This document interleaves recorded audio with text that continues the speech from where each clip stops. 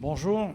Après ces quelques difficultés techniques qu'on rencontre toujours dans ces circonstances, je voudrais présenter mes deux invités d'aujourd'hui pour notre dernier séminaire consacré à l'utilisation de l'énergie hydraulique dans l'Antiquité. Dans le cours que j'ai donné la semaine dernière, j'avais abordé la question de l'utilisation de l'énergie hydraulique dans l'industrie, si on peut dire ainsi, c'est-à-dire non seulement dans les mines, ce que nous allons revoir aujourd'hui, mais aussi dans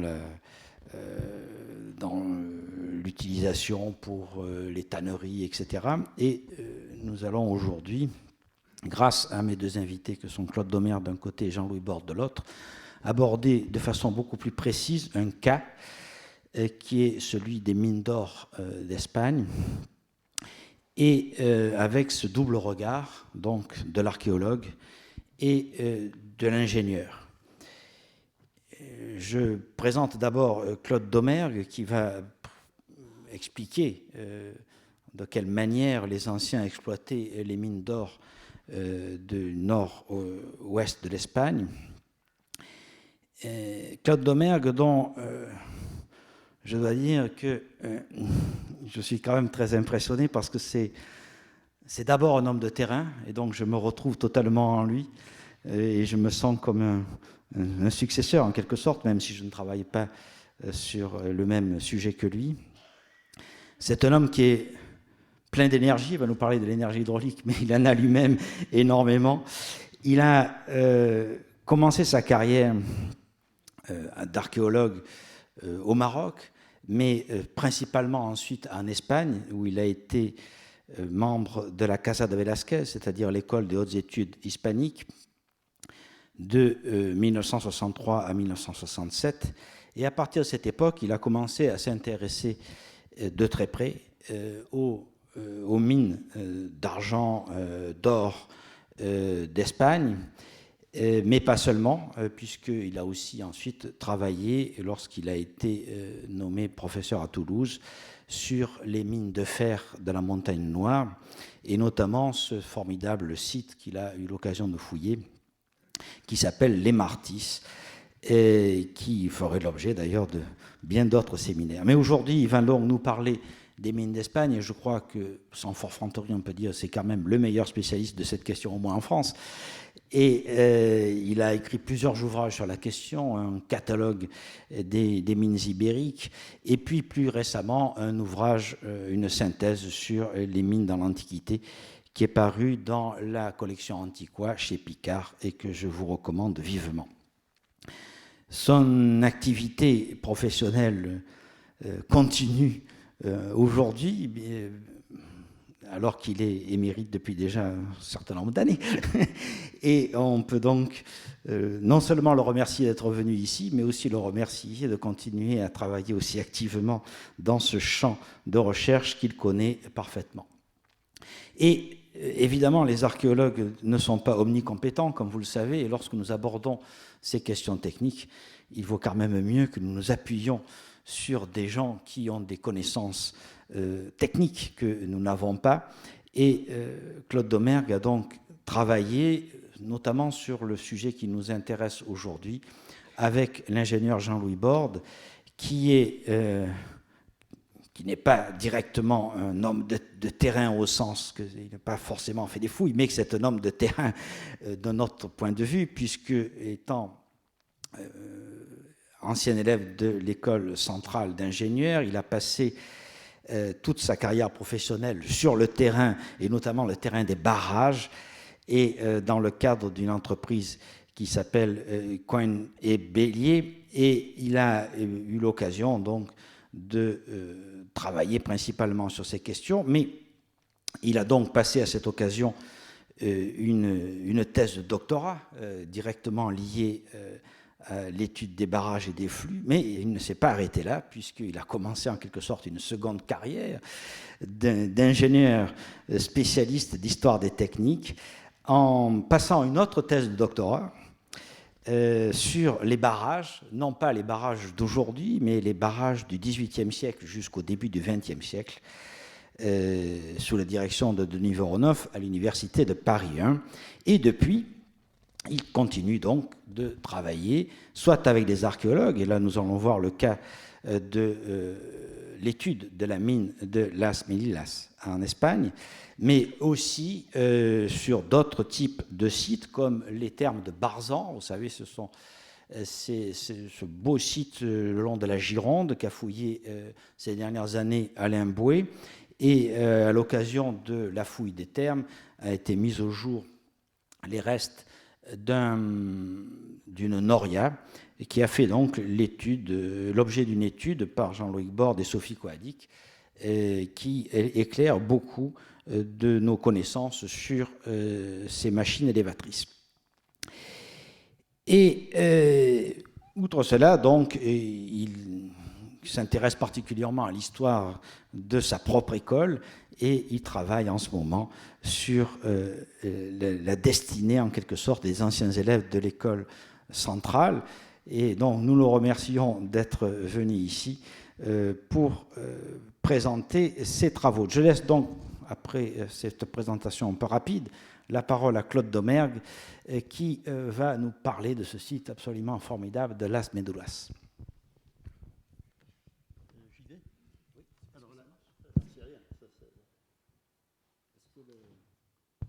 Bon, mais je peux rester assis un petit moment, peut-être. Hein. Le technicien est parti, c'est pas grave. Peut-être qu'il faut appuyer, il y a peut-être un bouton.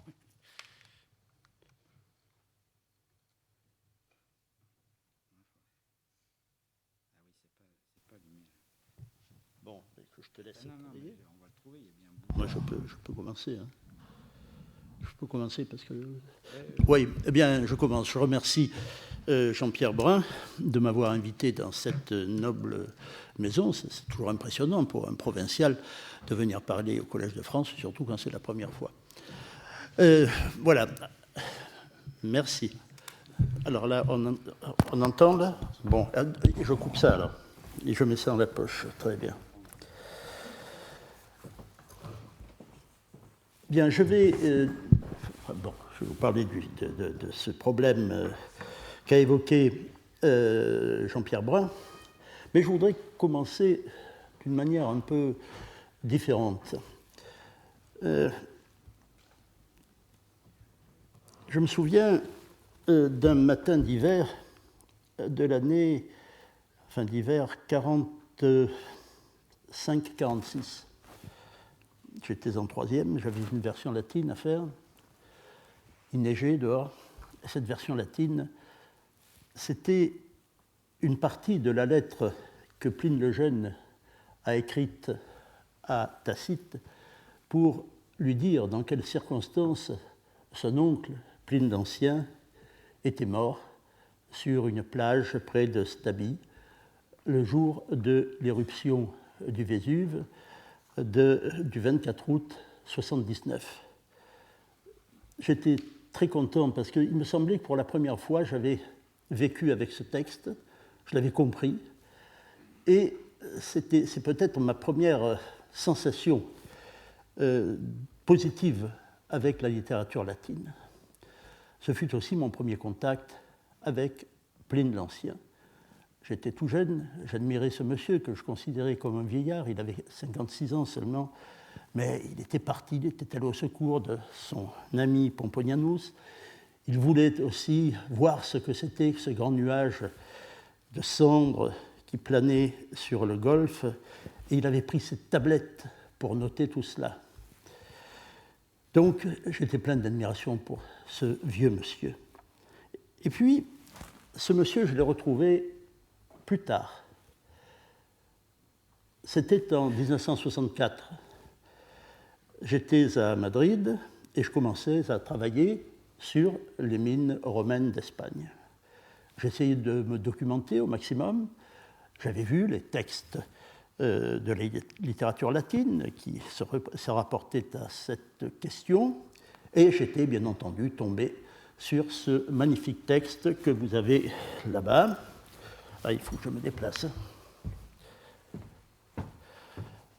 Ce texte du livre 33 de l'Histoire naturelle,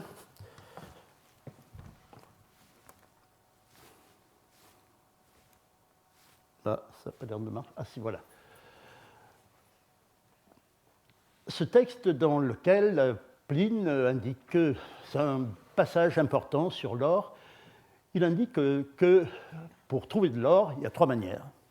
On le trouve dans l'eau des rivières, des ruisseaux, dans les sables, et on le lave à la battée comme les chercheurs d'or le faisaient, comme Charlot le faisait dans La Ruée vers l'or.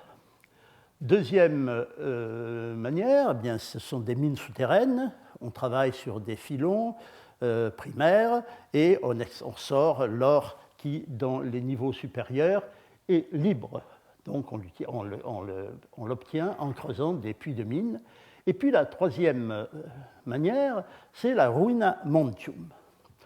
La ruina montium, l'effondrement des montagnes. Alors vous avez ici le texte latin, de l'autre côté, une traduction, et je n'ai gardé du texte, il y aura 4 diapositives, je n'ai gardé du texte que ce qui concerne cette 4e manière, puisque c'est celle qui nous intéressera ici. Alors tout cela se passe en Espagne, dans 3 passages de ce texte, les montagnes. Et vous verrez que ce ne sont pas n'importe quelles montagnes, ce ne sont pas toutes les montagnes d'Espagne, ce sont celles que Pline a dans la tête. Ça se passe en Espagne. Et la troisième méthode d'exploitation, l'effondrement des montagnes, la ruina montium, dépasse les travaux des géants, comme vous le voyez ici. Alors c'est ce procédé sur lequel nous allons travailler ce matin. La suite, c'est... Alors, j'ai divisé, les intertitres sont de moi, j'ai divisé ce texte en 3 parties. D'abord, il faut abattre des terrains, ce sont des terres, nous verrons plus loin ce qu'elles sont en réalité, et on fait des galeries, et puis on sous-cave la montagne, les montagnes, ça s'effondre, tout ceci est décrit, on y reviendra plus loin. Pour l'instant, je me contente d'une description rapide, mais vous pouvez lire le texte latin et la traduction française à côté. Ça, c'est donc la première partie, l'effondrement de ces montagnes qui sont des montagnes d'alluvions, et nous allons voir ce que l'on fait ensuite.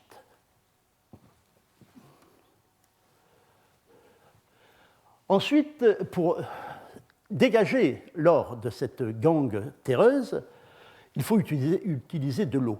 Bien sûr, pas comme les laveurs d'or qui travaillent avec une battée dans le lit d'une rivière avec peu d'eau, mais il faudra quand même des quantités d'eau plus considérables, et nous verrons qu'il y a 2 raisons à cela. D'abord, il faut laver, comme il l'indique, ad flumina ad lavandam hanc ruinam, il faut laver ce matériau aurifère pour dégager les paillettes d'or.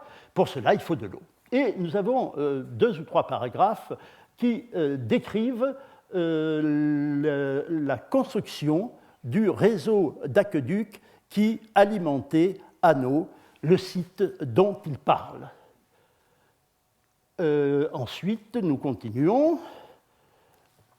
Et le 3e point, avec une conclusion, le 3e point, c'est comment on traite les terres aurifères, ça ce sera très rapide, et surtout l'utilisation de l'eau pour évacuer tout ce qui est stérile dans ce type de gisement, et nous verrons qu'il y a beaucoup de terres stériles.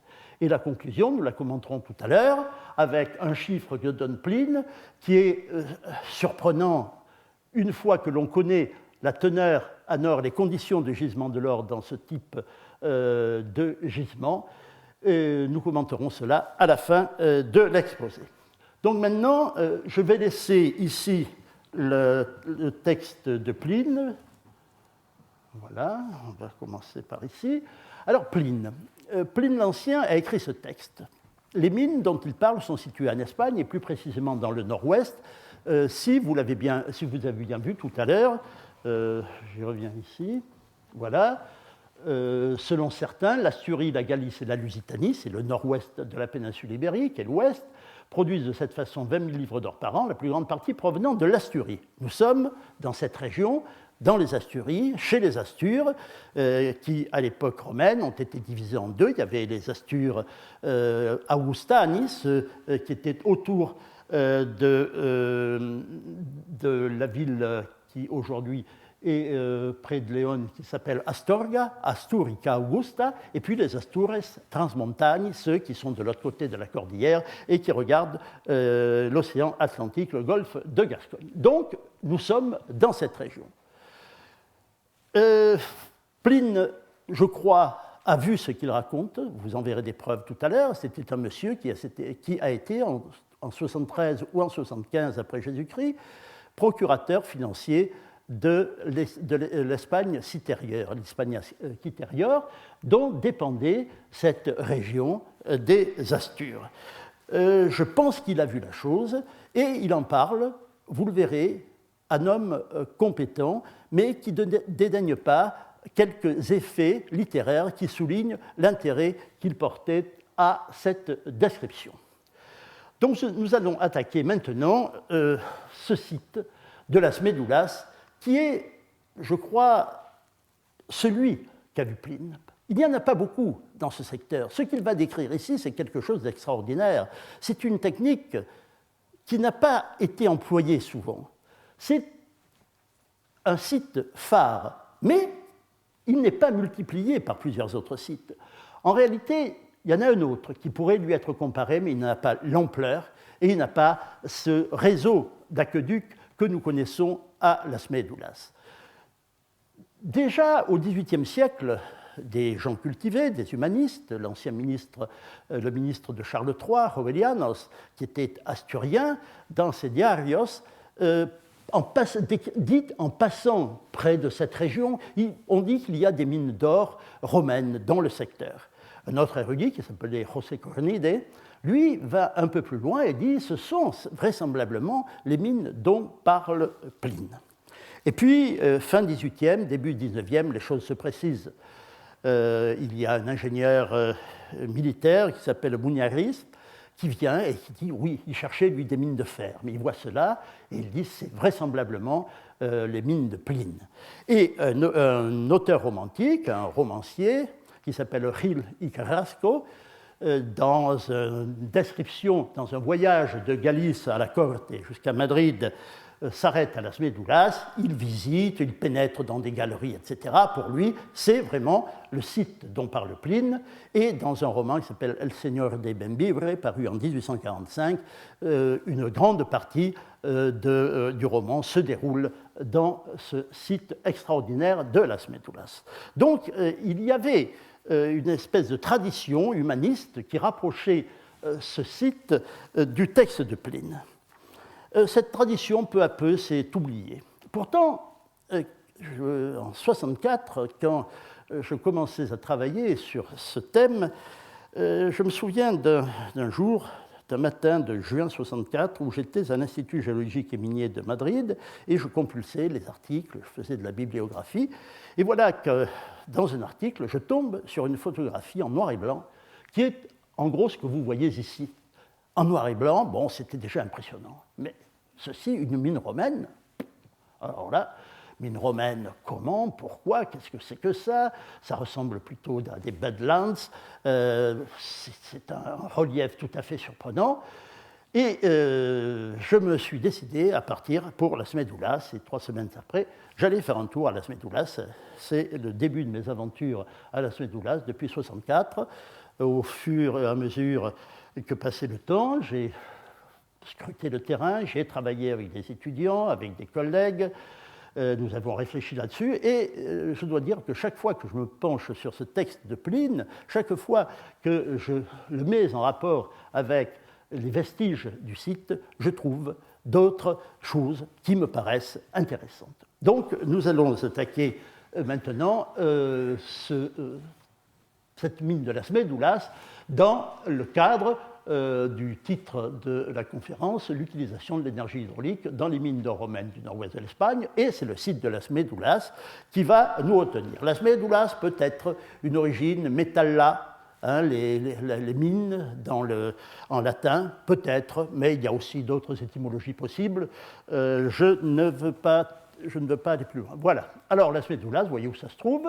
Nord-ouest, nous sommes ici, les Astures sont là, Léon, plus loin Astorga, l'ancienne Asturica Augusta, la ville la plus importante de la zone, Astorga est par ici à peu près. Et vous avez donc, pas loin de Ponferrada, au sud-ouest de Ponferrada, le site de Las Médulas, qui, vous le verrez, est un grand cirque avec ces aiguilles résiduelles que vous avez vues sur la diapositive précédente. Dans le courant de l'exposé, je ferai allusion à d'autres exploitations d'or qui sont romaines, qui sont dans ce secteur, dans la montagne du Teleno, qui étaient travaillées également avec la force hydraulique, mais c'était un autre type de gisement. Alors maintenant, évidemment, il faut commencer par savoir quelles sont les conditions de gisement de l'or dans ce massif d'alluvions tertiaires qui se trouve sur les bords d'un bassin d'effondrement qui s'appelle le Bierzo, et c'est juste sur le bord oriental que se trouve le site, et là vous avez une répartition des terrains dans l'état où se trouve aujourd'hui le secteur, c'est-à-dire après exploitation par les Romains. Alors vous avez ici un petit texte qui vous explique que ce remplissage s'est fait avec trois formations alluviales successives, une formation qui n'est pas aurifère, qui est ici, qui provient sans doute de l'érosion du socle primaire, et là des dépôts successifs qui proviennent, d'après la théorie classique, la géologie classique de Las Médulas, qui proviennent du secteur, d'un secteur situé à l'est, un peu dans cette zone du Teleno dont je vous parlais tout à l'heure. Alors, à l'époque miocène, d'énormes transports de débris par l'eau, un énorme cône de déjection ici, peut-être de 3 km, avec un canal d'alimentation, un canal fluvial de 3 km de largeur, et les accumulations successives. Et comme les terrains, nous le verrons tout à l'heure, sont aurifères, les terrains qui sont en amont de ce cône de déjection sont aurifères, il est normal que dans les débris arrachés par l'érosion et par l'eau aux zones primaires, il est normal qu'il y ait de l'or. Alors, une petite description d'après ce schéma. Vous avez les terrains qui sont indiqués. Ces terrains-ci, nous les verrons tout à l'heure, qui sont les plus pauvres à nord, qui est la formation dite Las Médulas, parce que c'est là qu'on la trouve la plus abondante. Au-dessous, Las Médulas, la formation Aurelian, non, c'est la formation Santalia, pardon, la formation Santalia. Et vous avez les teneurs à nord qui sont indiquées ici. Ce sont des teneurs en milligrammes, elles ne sont pas très fortes. Les parties les plus riches sont à la base de la formation Santalia, dans les parties proximales, et les paillettes sont très petites, et nous avons une teneur de 300 mg au mètre cube, ce qui est vraiment très peu, et pourtant ce sont les parties les plus riches. Alors, le cirque de Las Médulas se trouve ici. Ces tracés noirs indiquent la forme du cirque, ici, et de cet endroit-là, nous voyons le paysage qui est ici, celui que vous avez vu tout à l'heure. La suite. Alors, comme je vous le disais, la roche-mère, travaillée par l'érosion, renferme de l'or. Les sédiments qui sont arrachés par l'érosion sont transportés au tertiaire, au Miocène, fin du tertiaire, par l'eau, par des grandes quantités d'eau, et viennent se déverser dans ce bassin d'effondrement du Bierzo, et le colmate. Au cours des temps géologiques qui ont suivi, une partie de ces sédiments a été emportée, mais sur le secteur oriental, une masse de sédiments est restée accrochée. Ces montes dont parle Pline est restée accrochée au bassin d'effondrement et ont été exploités. Donc les sédiments transportés sont aurifères, mais faiblement. Et les niveaux les plus riches, comme je vous le disais, sont situés ici, à la base de la formation Santalia, faciès proximale, c'est-à-dire l'endroit qui est le plus proche de la racine du cône d'éjection, lorsqu'il y avait une compétence aquatique énorme, et les niveaux qui est pratiquement stériles, c'est-à-dire ceci, plus la formation Las Médulas, pratiquement stériles, ont jusqu'à 100 mètres de hauteur, d'épaisseur, de puissance. Donc, si nous partons de ce constat, que c'est à ce niveau que se trouvent les teneurs les plus intéressantes, ici, n'est-ce pas? Ça, surtout ceci, là, ça commence à diminuer, et là, c'est très faible. On peut considérer que toute cette épaisseur ici est pratiquement stérile. Donc, que si l'on veut exploiter quelque chose qui soit rentable, c'est-à-dire les niveaux inférieurs, eh bien, il faut se débarrasser des niveaux supérieurs, les évacuer sans trop de précautions, sans les laver. Et nous verrons tout à l'heure, avec ce que dira Jean-Louis Borde, comment les Romains s'y sont pris, et enfin on va le voir aussi maintenant, mais comment mécaniquement tout cela s'explique. Donc il fallait abattre ces niveaux, les évacuer avant de traiter par lavage les niveaux riches pour récupérer l'or qu'ils contenaient. La suite. Alors nous allons suivre le plan suivant dans cet exposé. Pline l'Ancien, Histoire naturelle, la ruina montium, vous avez vu tout à l'heure, l'effondrement des montagnes. Disons que cette expression ruina montium, on l'utilise pour identifier ce type d'exploitation, et nous allons examiner le texte en rapport avec le paysage, et je ferai personnellement une lecture archéologique et parfois stylistique, vous allez le voir. Alors la ruina montium, voici les vestiges de cette ruina montium, du dernier état du site. Le site a été exploité à peu près de la fin du règne d'Auguste, début du règne de Tibère, jusqu'à fin du deuxième, début du IIIe siècle après Jésus-Christ. On a diverses données archéologiques qui l'indiquent, des sites d'habitat qui ont été fouillés dans le secteur, d'autres sites aurifères dans la région fouillés également et qui sont datés du 1er et du 2e siècle. Donc voilà, la durée d'exploitation, pas tout à fait, ou à peu près 2 siècles. Donc Pline, s'il a vu cela, c'est en 73 ou 75, après Jésus-Christ, au moment de la grande exploitation. Et il a vu le site à un moment de son exploitation, pas à la fin. La fin, c'est nous qui la voyons aujourd'hui. Voilà ce que l'on voit quand on est là-haut, sur le haut de la falaise qui domine vers l'ouest le grand cercle de Las Médulas, toutes ces aiguilles résiduelles qui font 60, 80, 100 mètres de hauteur et qui constituent un paysage magnifique au milieu des châtaigniers. Je vous ai dit tout à l'heure que ce site avait servi de scénario, de paysage à plusieurs épisodes du Seigneur de Bembibre et le roman de Gil Carrasco. Effectivement, la première fois que j'ai pénétré, je me souviens, ces photos sont de cette date, de 64, dans ce secteur, d'abord il n'y avait personne, sauf le petit village, mais il fallait venir à pied par un chemin de 10 km épouvantable, les voitures ne passaient pas, donc j'arrivais dans un autre monde. Et c'est ce que je veux traduire ici par ces restes pittoresques qui marquent le résultat de l'exploitation. La suite. Alors vous avez ici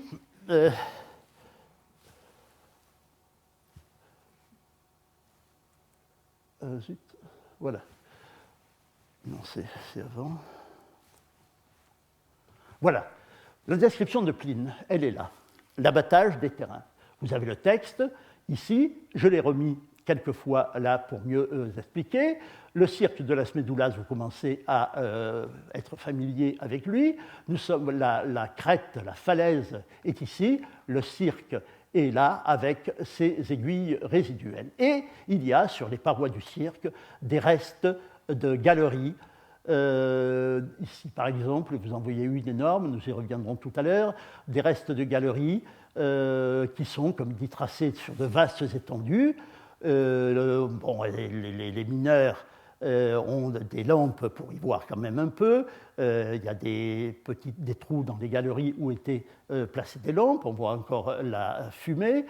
Et ces lampes qui servent aussi à mesurer la durée du travail. Et de nombreux mois durant, les mineurs ne voient pas les lumières du jour. Voici un archéologue, alors jeune, c'est pas moi, qui sort d'une de ces galeries que nous venions d'explorer. Donc nous avons des vestiges assez importants, ici dans le Grand Cirque, et nous verrons tout à l'heure dans 3 petits cirques, les derniers qui ont été exploités sur le flanc sud du site, qui correspondent tout à fait à ce que raconte Pline. La suite. Alors ce type d'exploration porte le nom d'Arugae. Arugae, ce n'est pas un mot latin. C'est un mot qui a suscité beaucoup d'études. La dernière est de Javier de Hoz, un spécialiste espagnol des langues pré-romaines dans la péninsule ibérique. Il pense, après une grande démonstration, il pense que le mot est un emprunt au langage local indo-européen, c'est un mot ancien et qui peut se rattacher à 2, peut-être 3 racines. Une racine reo, qui signifie saper, creuser, et une racine reg, qu'on trouve dans regard, et l'espagnol par exemple, et qui est en liaison avec l'eau, canal d'eau, canal de transport de l'eau, et Arruya a un correspondant espagnol bien connu qui est arroyo, le ruisseau. Donc, si vous voulez, la runamantum, qui est proprement l'effondrement de la masse alluviale, peut se caractériser à la fois par la racine effondrement et par la racine qui se rapporte à un canal transportant l'eau. Alors, donc, ce type d'exploitation, voilà, les crevasses s'effondrent, c'est dangereux, n'est-ce pas, le travail de mineur, tout le monde le sait.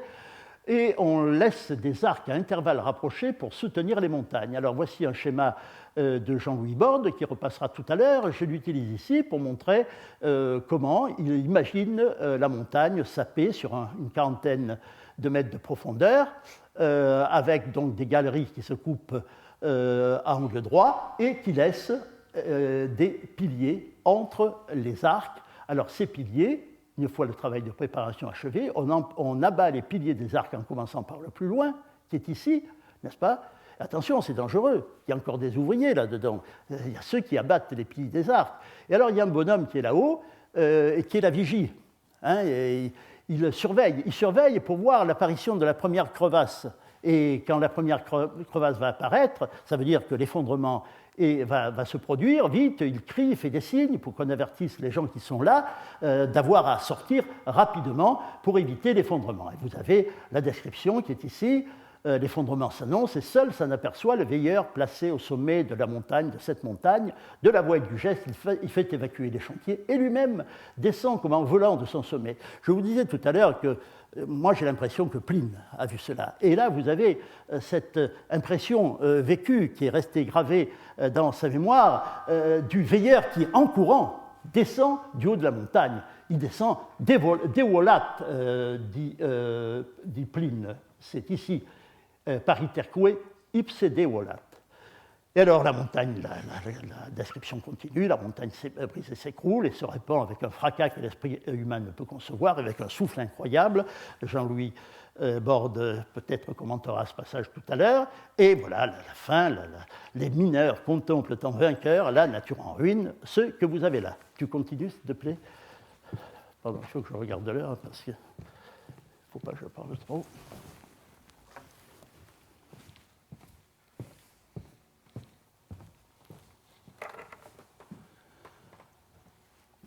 Alors,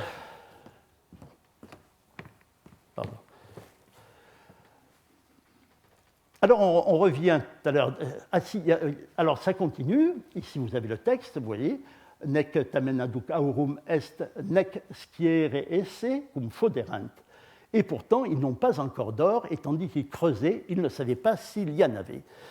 Cette phrase est un peu énigmatique, beaucoup moins si nous la rapprochons de ce que j'ai dit tout à l'heure et de la colonne stratigraphique de Las Medulas qui signale que les niveaux riches sont à la base de la formation Santalia. Donc, tant qu'ils travaillent là-dedans, bon, de l'or, ils n'en voient pas. Et ils le verront à la fin, c'est après qu'il y en aura. Donc, ça veut dire qu'il faudra comme je le disais tout à l'heure, il faut enlever toute cette couverture stérile. Voilà une photo qui montre comment se présentent les paillettes et les granules d'or. Les divisions sont des millimètres, tout simplement. Voilà, alors maintenant, nous allons dépasser cette étape, cette description, qui est la description du travail de mineur de sap, comment ça se passe, et nous avons donc une masse qui est effondrée devant nous. La suite. Alors, deuxième point que vous avez ici, il faut de l'eau. Je vous l'ai expliqué tout à l'heure, l'ampleur du site, l'épaisseur des alluvions, surtout pour le lavage, mais aussi, nous le verrons, pour l'évacuation des déblais, demandent de l'eau. Et alors, il y a un paragraphe ici assez remarquable par son ampleur et sa solennité qui commence et qui porte sur la description des aqueducs, sur leur fabrication et sur le travail qu'effectuent les arpenteurs et les ouvriers chargés de creuser la roche dans la montagne. Et je me suis permis ce titre, de donner ce titre à ce passage parce que vous allez le voir, ce passage, stylistiquement, est un passage très soigné, comme le reste du texte d'ailleurs, et alors que Pline passe pour avoir un style épouvantable, pour écrire très mal, sans se soucier de la syntaxe parfois et de la grammaire, voilà qu'avec des gens qui ont étudié de plus près le style de Pline, voilà qu'on rencontre, en particulier dans ce passage, des paragraphes qui montrent un travail littéraire absolument extraordinaire. Donc, à la gloire des arpenteurs et des constructeurs d'aqueducs de Las Médulas. Alors, le réseau est énorme. Nous sommes ici, à Las Médulas. Il y a des rivières qui passent au pied, à 300-400 mètres à pic par rapport au site de Las Médulas. Il y a une montagne qui est ici, et vous avez des rivières qui circulent. Ici, le Rio Cabrera. Là, je ne me rappelle plus comment s'appelle le Rio qui descend de l'autre côté sur le Sil, et un collègue, un mineur, qui travaille maintenant sur les aspects divers de Las Médulas, a étudié il y a quelques années de très près tout ce réseau. Il y a deux réseaux d'aqueducs, romains bien sûr, qui vont à Las Médulas, le réseau des canaux nord, il y en a deux aqueducs, et le réseau des canaux des aqueducs sud, qui est beaucoup plus important, il y en a au moins 7. Et je ferai deux remarques. Vous voyez que les canaux sont à un niveau supérieur, plus ils viennent de loin. Vous avez par exemple ce qu'on voit sur les flancs du Rio Cabrera, ce qu'on peut voir, les traces de ces aqueducs qui ont toujours frappé l'esprit des gens du pays. Tout à l'heure, j'ai parlé de la tradition humaniste, mais il y avait aussi une tradition locale. Ces aqueducs, les restes de ces aqueducs, les gens les appelaient des carriles, c'est-à-dire des endroits où vous pouvez passer avec des chars. Or, lorsque ça passait près du village, ces carriles servaient de chemin pour les travaux des champs, pour laisser passer ces chars aux essieux chantants qui sont ceux de Galice et des Asturies. Alors donc, des aqueducs, et des aqueducs dont certains sont très longs, ils vont chercher l'eau ici, presque à la source, pas tout à fait du Rio Cabrera. Vous voyez que nous sommes dans un fond de vallon et que le captage a lieu, comme il est naturel, dans la vallée. Tout à l'heure, cette remarque aura son importance, ainsi que la longueur de cet aqueduc qui fait 143 km de longueur. La suite. Alors voilà, la description, elle est là. Elle est là et comme je vous disais, c'est assez extraordinaire. Alors, pour laver ces décombres, vous avez la traduction qui est au-dessous, je ne vais pas la répéter, on a conduit tout au long de leur trajet les courants d'eau jusqu'au sommet des montagnes. J'ai coloré ce passage parce qu'on traduit d'habitude du sommet des montagnes. Or, ici, l'ablatif d'origine, on l'a après. ducere a centesimo plerumque lapide. On les conduit depuis 100 000. 100 000, ça fait 147 km. Tout à l'heure, j'ai dit un canal, le plus long de Las Médulas, 143. Cette coïncidence n'est pas, je crois, là par hasard. Alors, jusqu'au sommet des montagnes. Et plus loin, il faut qu'on va y revenir, ce sont là 1000 travaux, bien sûr, et il faut donc que la pente soit rapide, de façon qu'au lieu de couler, l'eau se précipite. Ça, c'est plus compliqué. Aussi l'amène-t-on aux points les plus élevés. Alors, je me suis interrogé. D'abord, j'ai donné des traductions, les premières, comme les traductions habituelles.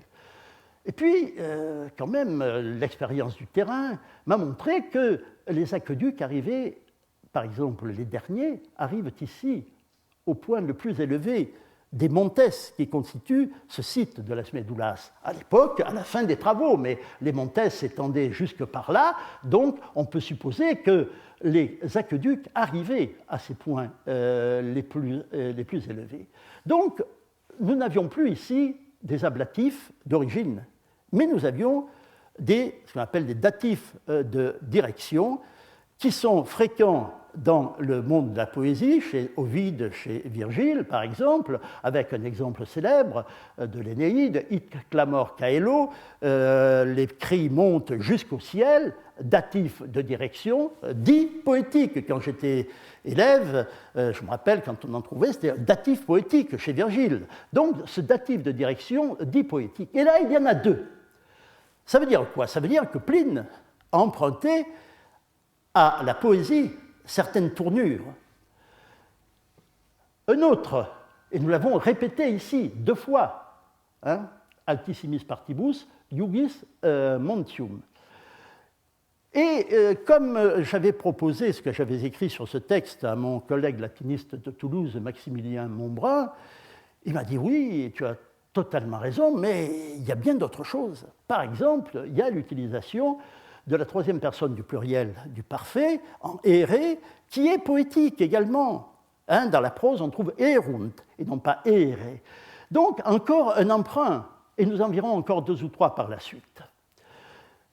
Donc, nous avons ici un texte qui est très précis, mais avec l'utilisation de tournures qui sont, comment dirais-je, un peu parfois ambiguës, qui sont plus concises. C'est pour cela que dans la poésie, on emploie dans un vers ce datif de direction au lieu de ad et in plus accusatif, qui fait lourd. Les poètes emploient ce datif de direction. Donc nous avons ici, déjà on sent que Pline a vraiment travaillé ce texte. Et Maximilien Montbrun me fait remarquer que dans tout ce texte de Pline, nous avons ce qu'on appelle des clausules métriques. Clausules métriques des fins de phrases, des fins de membres de phrases, qui se terminent par des assemblages de brèves et de longues, de syllabes brèves et de longues, vous les voyez ici, n'est-ce pas, les longues un trait, les brèves un petit demi-cercle, et que les prosateurs, à partir de l'époque de Cicéron, utilisent pour donner à leur texte une couleur artistique. On appelle cela des clausules métriques. Et il y en a ici. Il y en a 7, au moins 7 dans ce passage. Il y en a d'autres dans le texte, vous les avez vus, il y en a d'autres ici, mais là, elles sont particulièrement denses. Alors, nous avons là 3 aspects, 3 choses, 3 phénomènes, si vous voulez, qui montrent que le texte de Pline a été très travaillé. Que ce ne sont pas les notes qu'il avait prises au cours de ses visites, qu'il a jetées sur le papier, mais il les a véritablement, profondément travaillées. Et ce texte, avec, si vous le regardez de près, par exemple ici, convales et intervala substructis canalibus iunguntur, alibi rupes in caeduntur, sedem quetrabibus cavatis praebere coguntur. Eh bien, vous avez une accumulation de mots qui ont du sens, qui font sens, des mots qui portent le sens. Et nous allons voir comment tout cela s'organise dans les diapositives suivantes, mais je voudrais que dès maintenant vous regardiez ce texte d'un latiniste, Pinster, un article tout à fait récent, qui justement, à propos de ces emprunts par Pline à la langue poétique conclut un de ces paragraphes de cette façon: les textes scientifiques et la poésie ont en commun que les mots qui font sens, comme on dit aujourd'hui, sont plus importants que les mots fonctionnels. Des mots fonctionnels, vous n'en voyez pas beaucoup ici. Hein. Il y a un et et il y a un que. À Libye, nous y reviendrons dans un moment. Les éléments poétiques présents chez Pline peuvent être le résultat du partage qu'il fait avec la poésie, du même but, de la même intention communicative, se concentrer sur le contenu, sur le sens. Et j'avoue que depuis que je regarde ce texte de Pline avec ses yeux, je trouve qu'il ne faut pas dire que les informations données par Pline sont fausses, elles sont justes, mais elles sont présentées dans ce savant désordre, dans cette espèce d'impressionnisme qui caractérise la langue de Pline. La suite. Alors là, on revient un peu sur ce que je disais tout à l'heure. Les canaux, les flumina, vous voyez, c'est aussi amplifié, hein, les aqueducs. Canali, ça devient les flumina. Viennent donc, arrivent au sommet des montagnes. Vous revoyez la même diapositive que tout à l'heure. Et voilà la longueur de l'aqueduc dont je vous parlais. Et ces aqueducs ont une pente moyenne entre 0,1 et 0,2%. Elle est plus forte dans les canaux supérieurs, comme vous les voyez ici, et comme l'a montré l'étude de notre collègue espagnol. Alors là, on se dit, mais il y a une contradiction. Praeceps esse libramentum oportet. Il faut que la pente soit rapide. Or, les aqueducs n'ont pas une pente rapide. Vous avez eu la pente moyenne, un peu plus forte ici, mais là, la pente moyenne. Alors, qu'est-ce que ça veut dire? C'est que, ici, ce membre de phrase ne porte pas sur le tracé des aqueducs, mais sur leur arrivée aussi. Et c'est là qu'il faut que la pente soit forte pour qu'on ait véritablement un grand courant d'eau qui puisse se précipiter pour transporter les déblais du travail du mineur. Ce qu'on verra dans un instant et que j'ai déjà évoqué un peu plus tôt. Vas-y, la suite. Alors on continue, vous avez cette phrase qui est en bleu ici, avec là aussi des clausules métriques. Et alors, la traduction, c'est clair. Ravins et enseignements sont franchis par des canaux posés sur des supports, substructis canalibus. Ailleurs, des roches inaccessibles sont entaillées et contraintes à offrir une assise à des troncs d'arbres évidés. Vous allez voir comment, dans la réalité, se présente cet ensemble de techniques pour tracer et construire les aqueducs dans la montagne. Parce qu'attention, nous sommes là, par exemple, à peu près 1800 mètres d'altitude. Alors, vous avez des barres de quartzite qui sont séparées par de profonds ravins. Alors, ça, le mot qui est traduit par ravin, c'est conwalles, vous l'avez ici, et vous avez il y a des tunnels qui marquent le passage des aqueducs dans les barres de quartzite, et entre les deux tunnels, vous avez un mur à plusieurs degrés qui supportait, vous avez substructis canalibus, un mur qui supportait l'aqueduc. Vous avez les dimensions qui sont là, je n'insiste pas à la suite. Alors, il y a les conwalles, et là, il y a les interwalla. Interwalla, c'est l'enseignement. Interwalla, par exemple, c'est entre des wallis ou entre des wallas. Vous savez que dans les fortifications césariennes, par exemple, la guerre qui défend le camp romain est surmontée d'une palissade en bois qu'on appelle les wallus. Ce qui est entre les wallus, c'est un enseignement, et dans la nature physique, j'ai traduit cela par enseignement, ça correspond entre deux crêtes. Il n'y a pas d'autre moyen de faire passer l'aqueduc qu'en substructis canalibus, qu'en les supportant par quoi? Bien, nous allons le voir.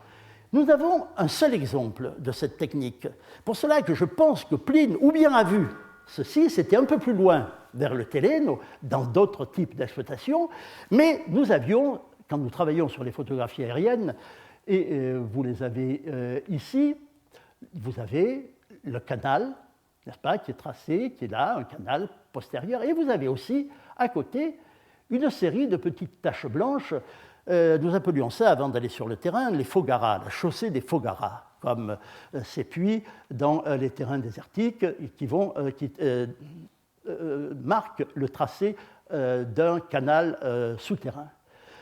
Et en fait, lorsque nous sommes allés sur le terrain, nous avons vu qu'il s'agissait de masses de cailloux, de grosses pierres, avec un vide au centre, il y en avait 43. Ce sont les restes des piliers qui étaient construits pour supporter l'aqueduc à un endroit où il fallait le conduire là-bas de l'autre côté, mais il fallait passer par un encellement dont le fond était plus bas que le haut des crêtes. Donc, on a construit ces 43 piliers qui avaient 3,50 m et 4 mètres de hauteur vraisemblablement, et là-dessus ne pouvaient passer que des trabes kawatae, des troncs d'arbres. Trabes, trabis, c'est la poutre, oui, certes, mais dans le langage poétique, trabes, trabis, c'est l'arbre. L'arbre élancé, l'arbre de haute futée. Donc, la suite, vous avez la restitution graphique de ce que pouvait être cet aqueduc porté sur des supports. Ce sont évidemment des troncs d'arbres évidés. Et là, nous avons un commentaire par la réalité des choses de ce passage de Pline. La suite. Ça, j'aurais pas dû le voir ici. Tu l'enlèves. Je l'avais supprimé. Et alors, la fin on arrive au paragraphe suivant. Toujours ces magnifiques descriptions de Pline. Ceux qui entaillent le roc sont suspendus à des cordes, si bien que de loin on les prend plus pour des oiseaux que pour des animaux. Le plus souvent, c'est suspendu en l'air, qu'ils mesurent des niveaux et tracent à l'avance des lignes pour le parcours des canaux. Et là où l'homme n'a pas la place de poser ses pas, passent les rivières amenées par l'homme. Imaginez cette peña, ce rocher, avant que les Romains n'interviennent. Il devait se prolonger de quelques mètres tout nu. Cette fissure a été utilisée pour le passage d'un canal. Vous avez le canal qui passe ici. Vous avez un personnage ici qui vous fait les talons, en quelque sorte, et vous avez les restes des murs en escalier qui supportaient ce canal. Donc, pour mesurer, pour placer le repère que suivraient ensuite les ouvriers, eh bien, il fallait que les arpenteurs soient suspendus à des câbles, comme il dit si bien, et ça c'est une deuxième de ces impressions, de ces choses vues, comme disait Victor Hugo, qui me fait penser que Pline a vu la chose, on dirait des oiseaux. Voilà, alors maintenant nous arrivons à Las Medullas, la fin des aqueducs, les bassins qui sont au sommet des montes, de ces montes qu'a vu Pline d'en bas, il les a parcourus aussi. Et c'est là que se trouvent les grands réservoirs qui vont être utilisés pour projeter l'eau avec force. Il faut que la falaise soit haute, que la pente soit praekeps, comme je disais tout à l'heure, libramentum praekeps, pour que ces déblais, ceux du lavage de l'alluvion riche à nord et le lavage des alluvions stériles, le transport des stériles puisse s'effectuer loin de ce secteur du cirque et du plateau qui se trouve à l'ouest. Alors voilà un des bassins, un des plus grands. Vous avez la description des bassins selon Pline. Alors Pline décrit des bassins carrés. Il se trouve que celui-là est allongé, que celui-ci, qu'on voit à peine, mais on le voit mieux ici en bas, est rectangulaire. Mais Pline, nous avons les restes de l'exploitation à la fin, n'est-ce pas ? À l'époque de Pline, peut-être, on faisait des bassins tout à fait carrés. On en connaît, par exemple, sur le Télène, certains. Alors voilà la description des bassins de grande contenance. Par exemple, celui-ci contenait entre 16 000 et 18 000 mètres cubes, et celui-ci à peu près autant. Et vous avez d'autres restes ici sur la crête. Donc nous arrivons à la fin de ce processus, de cette construction de l'infrastructure destinée à la fois destinée à transporter de l'eau nécessaire pour le lavage des niveaux aurifères et nécessaire aussi pour l'évacuation le plus rapidement possible des stériles, la couverture stériles au-dessus des niveaux aurifères et l'évacuation des stériles provenant du lavage des alluvions aurifères. La suite. Alors, comment traiter les niveaux, les alluvions aurifères? Là, voilà, vous avez donc Allius etiamnum in plano labor. Vous avez vu comment se présente le site, le cirque avec sa falaise, les aiguilles résiduelles, et puis une espèce de plateau qui est, je pense que c'est sur le plat, au pied de la falaise, qu'on lave l'or. Alors là, Pline va très vite. On creuse des fossés appelés agogae, un mot qui vient sans doute du grec, again, n'est-ce pas? C'est là que va passer l'eau chargée de boue et d'alluvions, et dans laquelle, le canal dans lequel on va piéger l'or. On va le piéger avec de la bruyère, Ulex, un terme qui n'est pas un terme latin, et pour Javier Leos, c'est un terme local, je le pense aussi, qui a donné une grande postérité dans les langages, dans les parlers régionaux de cette région. Donc nous avons la bruyère qui est ici, elle est asper et aurum retinas, vous avez par exemple les branchettes de bruyère ici, et vous voyez qu'il y a des poils, n'est-ce pas, une gaine poilue, qui est sans doute ce à quoi fait allusion Pline. Dans les années 60, lorsque l'or était à un haut niveau, les entreprises modernes, Rio Tinto, Peñarroya, se sont intéressées à ces dépôts aurifères, et la société minière et métallurgique de Peñarroya avait construit ce sluice, c'est ainsi qu'on appelle les canaux dans lesquels, à l'époque moderne, on fait passer l'eau chargée de boue avec du mercure pour piéger l'or. Ça, ce n'était pas du mercure, c'était des tapis de bruyère. Vous voyez le tapis de bruyère qui est ici. À l'extrémité, je crois qu'ils avaient mis une peau de bélier, rappelez-vous la toison d'or. Et une fois la bruyère brûlée et la peau de bélier lavée, il y avait effectivement quelques paillettes d'or qui avaient survécu. La suite. Pardon, tu reviens un instant ? Oui, alors moi j'imagine quelque chose comme cela. Ce n'est pas le torrent qui passe dans un lit énorme et qui est garni de bruyère. Là, Pline confond un peu les deux fonctions de l'eau, qui est pour laver les terres aurifères, mais qui est aussi utilisée pour évacuer les stériles, et je verrai le traitement un peu dans cette image, qui est une image d'Afrique noire dans les années 30, où vous avez tout un tas de sluices, de canaux fermés par des branches. Ceux-là sont supportés, comme il dit, en terrain accidenté, ils sont surélevés. Parfois, ils sont creusés dans le sol, on appelle cela des ground sluices. Et c'est ainsi que je vois l'exploitation de l'or. Alors, il reste l'évacuation, on va le voir rapidement maintenant. Voilà, oui, le travail. La bruyère est séchée, brûlée, sa cendre est lavée sur un lit de mottes d'herbe pour que l'or s'y dépose. Et ça, c'est l'interprétation d'Agricola, n'est-ce pas, qui est bien connu, son livre sur les mines, De Re Metallica de 1556, avec une magnifique gravure sur la façon dont il interprète, lui, ce texte de Pline, parce que ce texte de Pline, il l'a connu.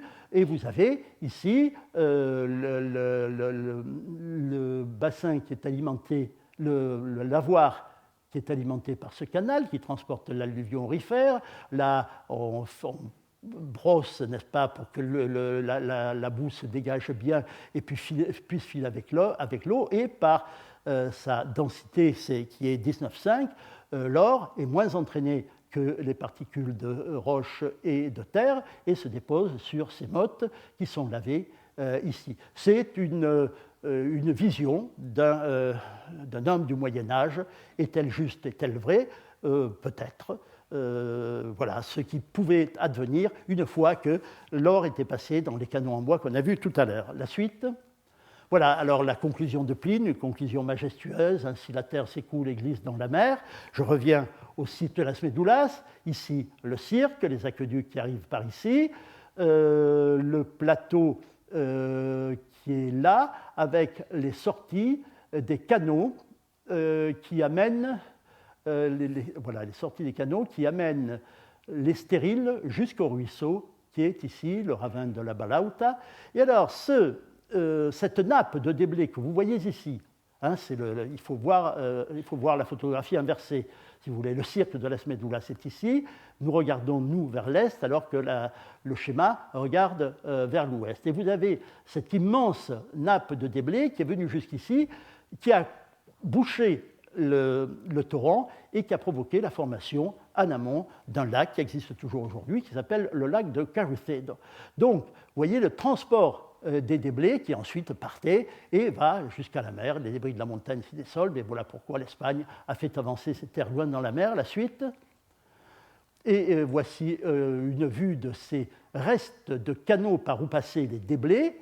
Vous voyez le cirque, la fermeture du cirque ici, la falaise, la zone des aiguilles résiduelles, une plano labore sur le plat. Là, on va laver les terres aurifères, et puis surtout, on va évacuer par ces grands canaux dont il reste aujourd'hui des espèces de vallons larges qui sont colmatés à leur issue, et c'est par ces canaux que l'eau allait sur la nappe de déblai et partait, comme dit Pline, loin dans la mer. La suite. Alors, très rapidement, une quatrième partie dans ce commentaire, c'est que, l'observation que nous avons faite des vestiges de canaux, etc., nous a montré quand même quelque chose d'intéressant. En particulier, lorsqu'on a travaillé sur les petits cirques méridionaux, voici le grand cirque ici, les petits cirques méridionaux qui sont de la fin de l'exploitation et où il y a des réseaux de galeries. La suite. Voici, par exemple, entre deux de ces petits cirques, nous avons exploré une galerie qui conduit d'un cirque à l'autre, qui est sans doute une galerie d'exploration à la base du gisement, et nous avons constaté qu'il y avait là des traces du passage de l'eau. Par exemple, ici, vous avez les traces de pics des anciens mineurs. Ici, les arêtes sont vives.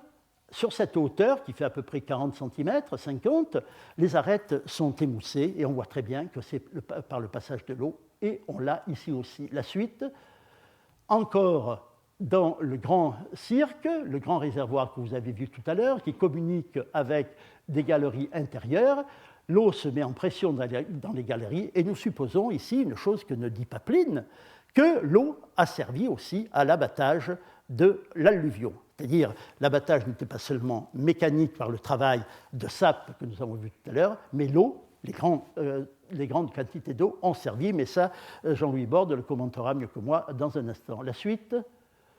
Voilà, et encore à la base on trouve ça à la base de la grande falaise dans le grand cirque, des matériaux effondrés, et là, vous avez une masse de matériaux avec des traces du passage de l'eau, comme vous le voyez. La suite. Bien, alors, d'après l'état final des vestiges, celui que nous avons sous les yeux aujourd'hui, il apparaît que la force hydraulique a été utilisée à Las Médulas, non seulement pour évacuer les déblais, les stériles, mais aussi comme force d'abattage. Alors, ces observations sont évidemment incompatibles avec le témoignage de Pline l'Ancien, qui décrit simplement la méthode du block caving, vous avez vu, avec ce réseau de galeries, on abat la tête des piliers, etc., le block caving à la romaine, où la masse, une fois minée, s'écroule sous son propre poids. Dans sa description, l'eau n'intervient qu'ensuite pour le lavage de l'alluvion et pour le transport des stériles. Alors, qu'est-ce que ça veut dire? Est-ce qu'il y a contradiction? Non, il n'y a pas de contradiction. Jusque vers les années 75 au moins, Pline, la méthode de la Runamontium est une méthode que nous appellerons sèche, comme nous avons vu. De l'abattage des terrains proprement dit. La force hydraulique en tant que force de pression n'aura été introduite que par la suite et jusqu'à la fin des travaux. La suite, c'est Jean-Louis Borde qui va vous la dire. Non, pas ciel. Non.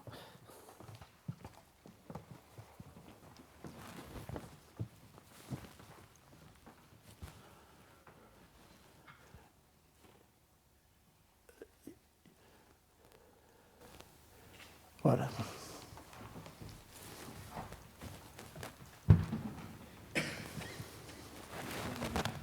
Qu'est-ce que tu veux le pointer? Tiens. Ah ouais, oui. Excusez-moi, oui, c'est vrai. Tu fouilles dans mes poches, là. Oui. Bon. Voilà. Il n'y a pas de gros billets.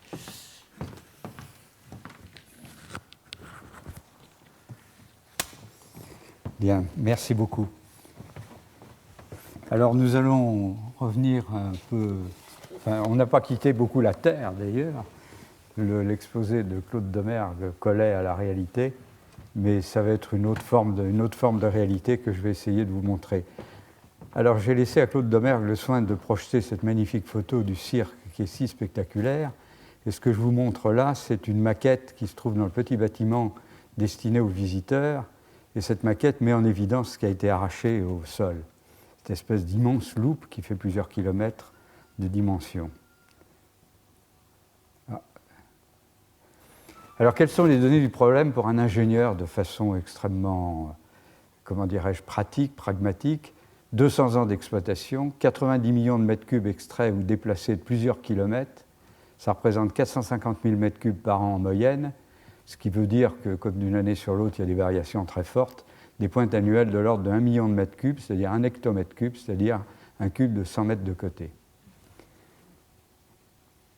Alors, quels sont les différents modes de transport ou de déplacement mis en œuvre utilisant la force hydraulique? On va s'apercevoir qu'en fait, les choses varient de façon insensible, et en particulier, ce qui est fascinant pour un ingénieur, c'est de voir la maîtrise quand même et le culot quand il est en main dans la conduite d'exploitation, et de s'apercevoir que c'est probablement par un suivi, une observation des phénomènes d'érosion de l'eau que petit à petit, ils ont poussé à l'extrême l'utilisation de certaines techniques.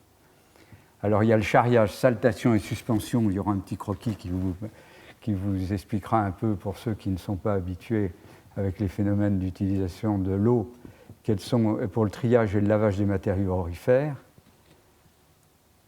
Il y a le charriage pour le déplacement des stériles les moins encombrants.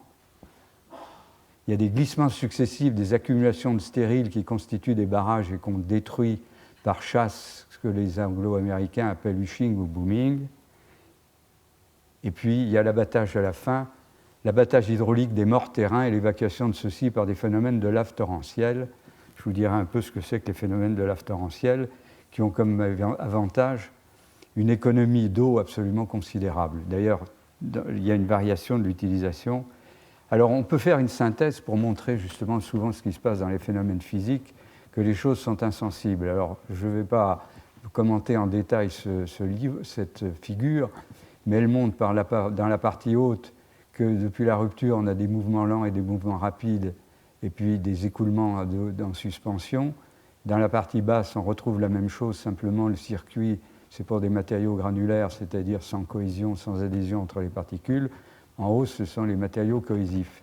Alors, la teneur en eau est croissante, dans le sens de la gauche, de la droite vers la gauche. Et on a donc les transports solides en suspension sur la gauche, tandis que sur la droite de la stabilité, on passe à la rupture avec des mouvements lents et des mouvements rapides. Les laves torrentielles se trouvent au milieu, on en parlera tout à l'heure. Alors le déplacement en grande masse, comment ont-ils fait justement? On reviendra sur la saltation et la suspension. Ils ont deux méthodes de travail qui sont non exclusives l'une de l'autre, mais qui ont été mises en œuvre l'une après l'autre, c'est ce que vous a dit Claude Domergue. La première, décrite par Pline, consistant en un abattage sans eau par sous-cavage, puis lavage des débris obtenus et transport par l'eau des stériles résultants. Et la seconde, que Pline n'a pas pu voir, consistant, parce qu'on va de plus en plus haut dans l'exploitation des terrains, la seconde que Pline n'a pu voir, qui consiste en un abattage des morts terrains par mise en pression avec de l'eau et lors de la rupture des masses, déplacement en grand glissement de la masse rompue par lave torrentielle. Et alors, ce qui est intéressant, c'est que les consommations d'eau sont extrêmement faibles. Alors, voici le phénomène de charriage, c'est le 1. La saltation, c'est quand les particules commencent à être relativement légères, donc elles peuvent être entraînées par la vitesse du courant et sauter, comme le nom l'indique. Et puis, vous avez les phénomènes de suspension, quand les particules sont extrêmement fines, elles restent en suspension, et que Pline, d'ailleurs, parle beaucoup de ces suspensions, il parle c'est Urium, Auria, enfin. Et il explique que ça peut obstruer les canaux d'alimentation en eau, et je sais que nous, enfin, par expérience, c'est la terreur des exploitants de canaux d'irrigation, qui, si la vitesse n'est pas assez grande, il y a des dépôts, il faut les nettoyer en permanence. Alors, la consommation d'eau est maximale dans ces cas-là, C'est-à-dire que pour transporter 1 mètre cube de matériaux solides, il faut plutôt 100 mètres cubes d'eau. C'est par exemple dans les dragues suceuses qui draguent dans les sables, dans les estuaires de rivières, on récupère 10 mètres cubes de sable pour 100 mètres cubes d'eau utilisés. Là, c'est 10%. C'est presque bon. Et puis, vous avez les phénomènes de déplacement avec consommation moyenne d'eau, c'est-à-dire qu'on va utiliser quelques mètres cubes d'eau par mètre cube de matériaux transportés. Et ce sont les phénomènes de glissement et par érosion, c'est-à-dire qu'on peut avoir des espèces de barrages, c'est ce qui s'est passé. Et puis ces barrages, on va chercher à les rompre, on va mettre de l'eau derrière et s'arranger pour qu'il y ait les érosions de surface, on les fait submerger en amenant suffisamment d'eau. Ces phénomènes d'érosion de surface mettent en vitesse l'eau et on entraîne les matériaux. Et puis, vous avez les phénomènes de glissement, la masse déplacée par rupture du massif. Alors, c'est toute une technique d'habitude pour essayer d'avoir effectivement le déplacement maximum, mais ce sont des déplacements par à-coup, des mises en vitesse qui sont par à-coup. C'est en fonction de l'expérience des exploitants qu'on peut avoir l'efficacité de ce système-là, mais c'est celui qui était utilisé pour déplacer les produits des stériles de lavage. Alors, la localisation dans le temps et dans l'espace des modes d'exploitation en grande masse. On a donc le sens de l'exploitation, on s'enfonce dans la montagne, et au début, on a des matériaux directement aurifères, enfin, avec les teneurs relativement faibles que nous indiquait Claude Domergue. Et on va faire de battage par sous-cavage, je vais revenir. Le profil initial, on essaye de le reconstituer comme on peut. Une chose importante, enfin, il y a eu des études, tout ce que je vous dis s'appuie quand même sur un certain nombre de recherches. Ça ne m'est pas sorti de la tête tout seul. Et au-dessus, on a les terrains de Las Médulas, qui sont des morts-terrains, qui donc ont été abattus, eux, avec le désir de les chasser le plus vite possible. Qu'il n'y a rien d'autre. La formation Santaya et donc la formation aurifère. Alors l'abattage par sous-cavage, ça consiste à commenter la figure que vous a déjà projetée Claude Domergue, qui est, qui s'appuie sur des techniques habituelles. Donc j'ai lu sous la direction de Claude Domergue le texte de Pline et j'ai reconstitué les arcs, les piliers, et vous avez donc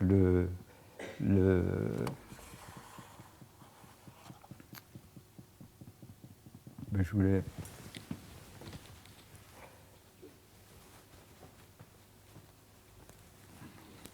J'ai la mienne, mais je l'ai oubliée. Enfin, j'arrive. Oui, alors quand on abat les piliers, vous avez donc des phénomènes d'éboulement qui vont en augmentant avec des risques considérables.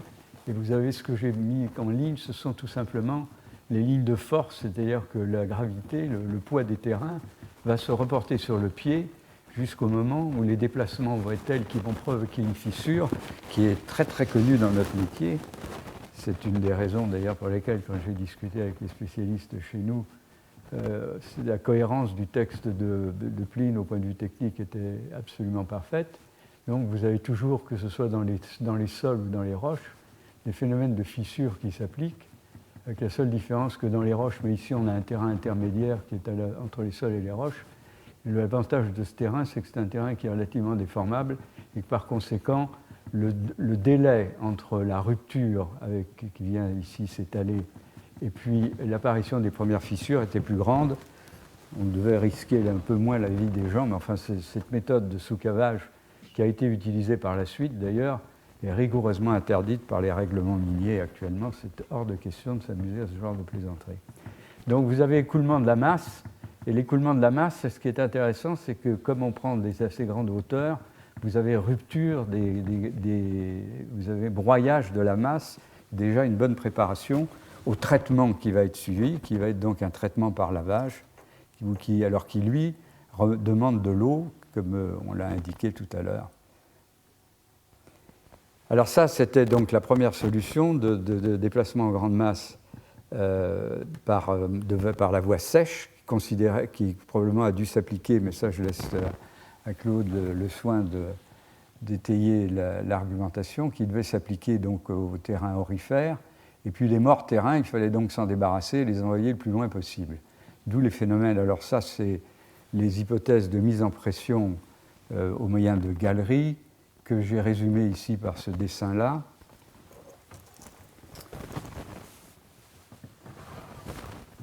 Donc nous avons toujours une falaise. Là, j'ai dû dessiner ça pour 80 mètres de hauteur parce que ça correspond sensiblement aux falaises qui restent dans le cirque 1 en particulier. On amène de l'eau par des galeries. Au préalable, on a truffé la montagne de puits verticaux, les galeries horizontales ne servant que pour des raisons d'exploitation et de fabrication des puits.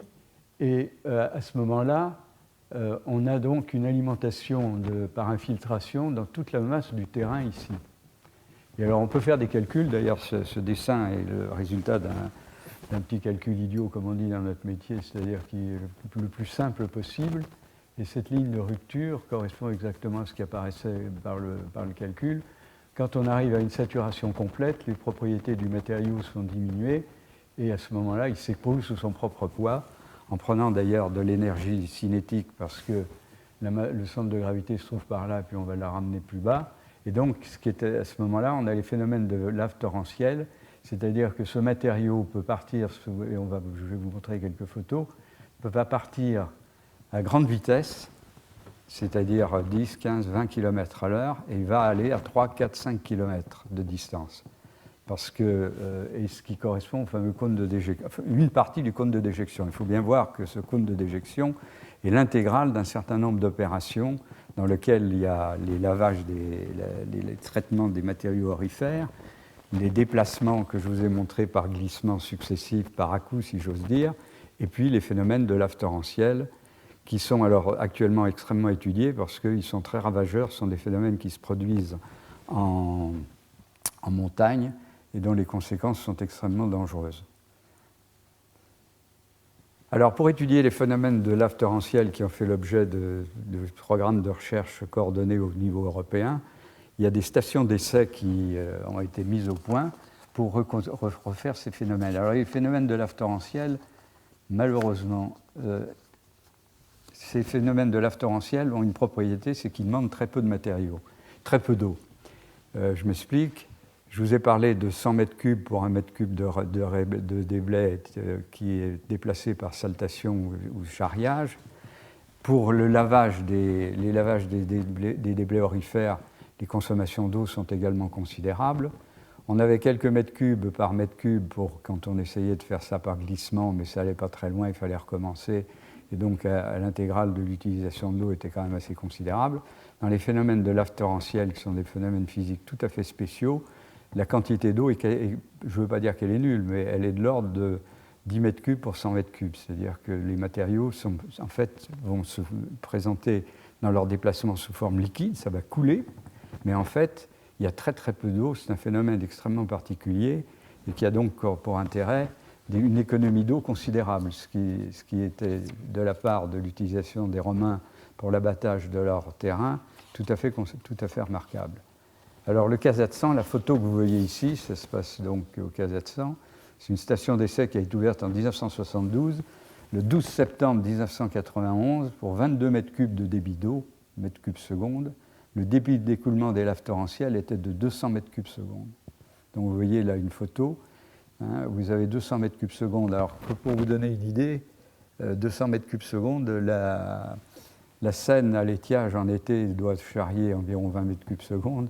200 mètres cubes secondes, c'est déjà la Seine qui coule pas mal après une pluie au printemps ou à l'automne. Le débit donc, du 200 mètres cubes, la vitesse était de l'ordre maximum de 29 km/h, c'est considérable.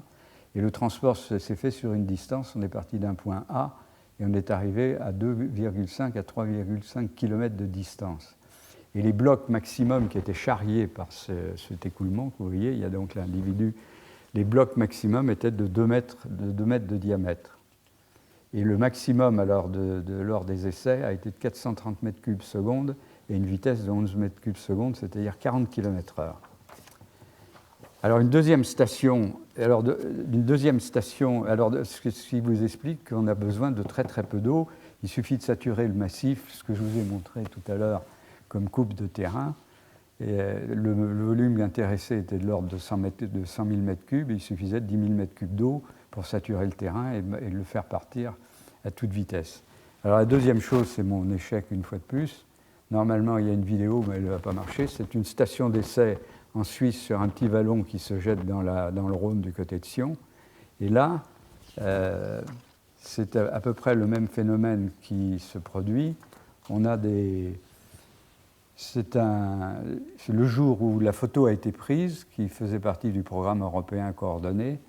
Là, on a fait passer 35 000 m3, c'est-à-dire le tiers des 100 000 m3 dont je vous ai montré la coupe tout à l'heure, avec un débit maximal de 125 m3 secondes. L'épaisseur maximale du flot a été de 3 mètres, et les blocs les plus importants faisaient 2 mètres de diamètre.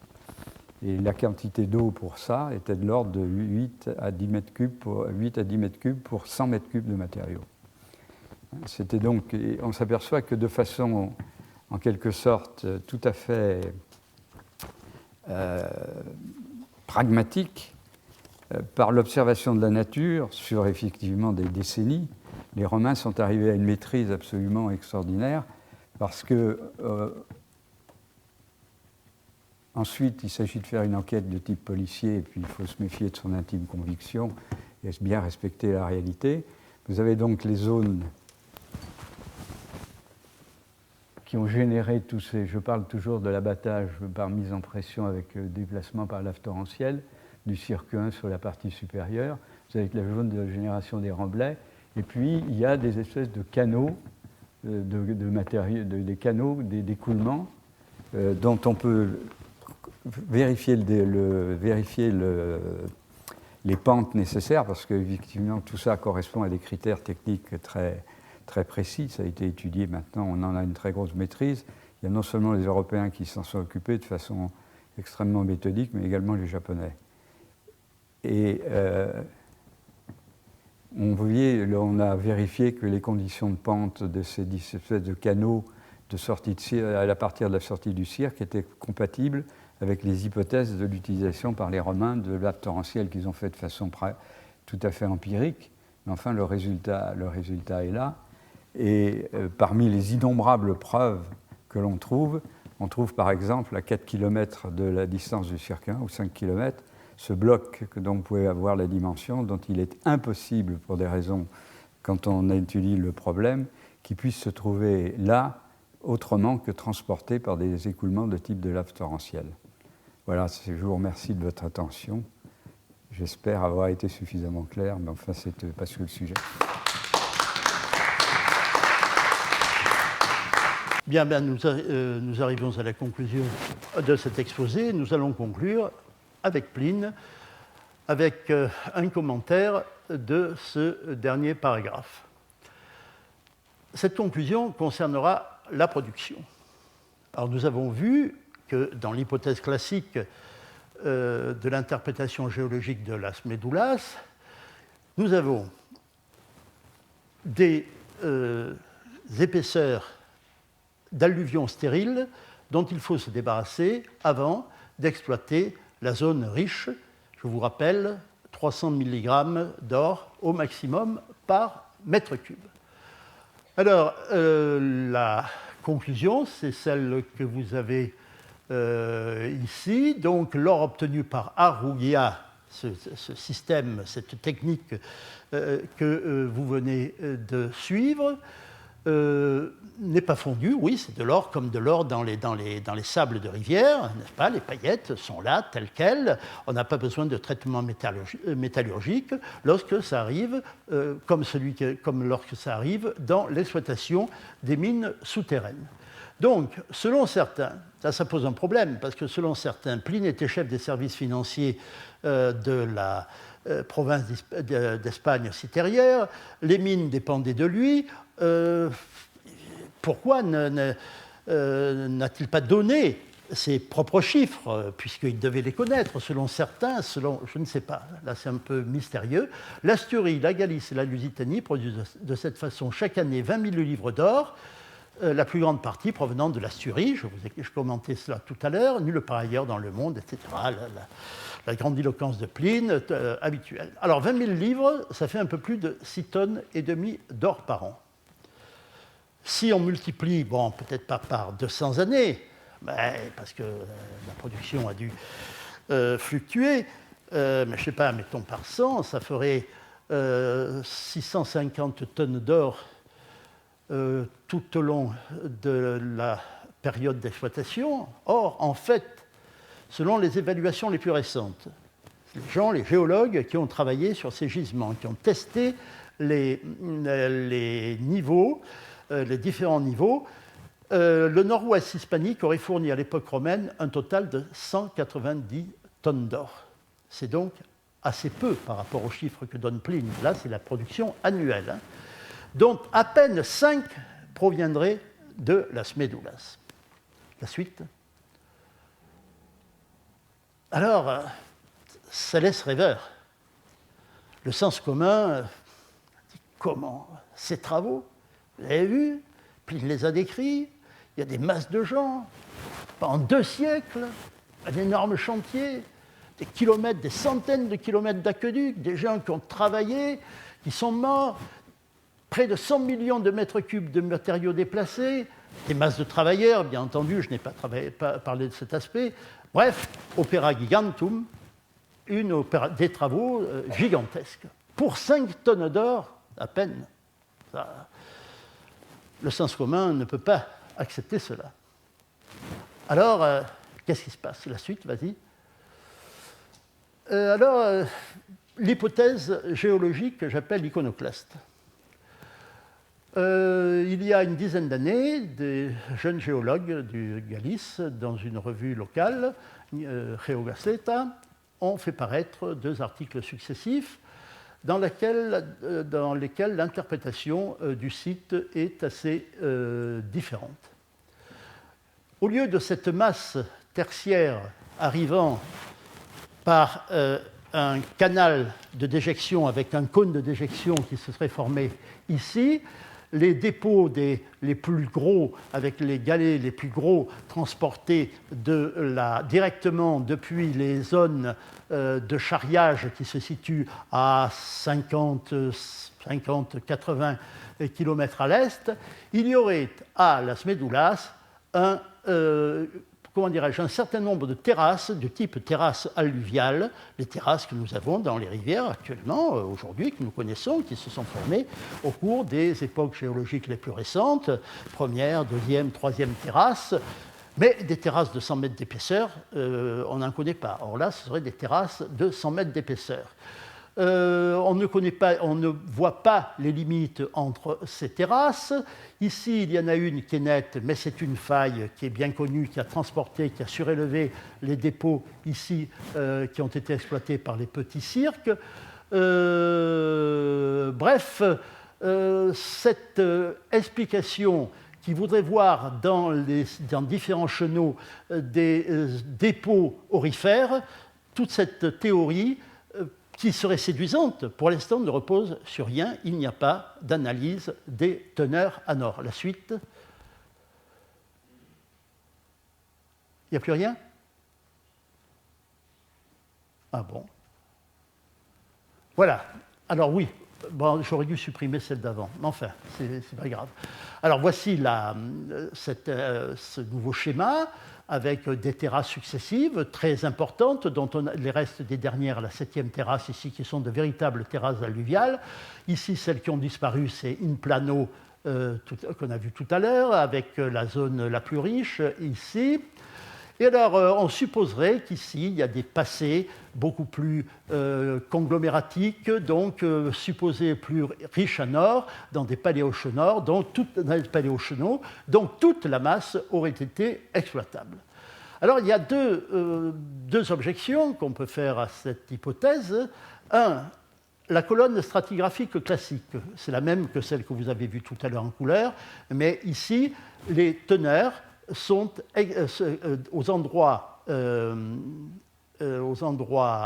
ont été faits les prélèvements, les teneurs sont indiquées. Vous voyez, des petites barres, là c'est 300 mg. Là, vous voyez, c'est vrai qu'il y a un peu d'or dans les niveaux de la formation médulasse et dans la première partie, dans les niveaux distaux de la formation centrale, vous les voyez ici, mais nous avons considéré que ces teneurs étaient trop minces, trop petites, pour justifier un travail de lavage. D'où l'hypothèse. Tout ceci a été abattu et transporté directement sans être lavé. Pline confond un peu les deux fonctions, l'eau pour laver ces décombres, mais l'eau aussi pour évacuer les déblais, ce qu'il aborde dans la dernière partie. Et deuxièmement, il faudrait prouver la richesse de ces niveaux, de ces terrasses à tous les niveaux, sur 100 mètres de hauteur, et ça n'a pas été fait. Alors évidemment, quand vous voyez ces aiguilles aiguës, comme vous les avez vues dans le cirque, il faut aller se balader sur le flanc de ces aiguilles pour faire des prélèvements, pas faire 10 grammes, il faut prendre 50 kg ou 100 kg ou 1 mètre cube. Bon, c'est pas facile.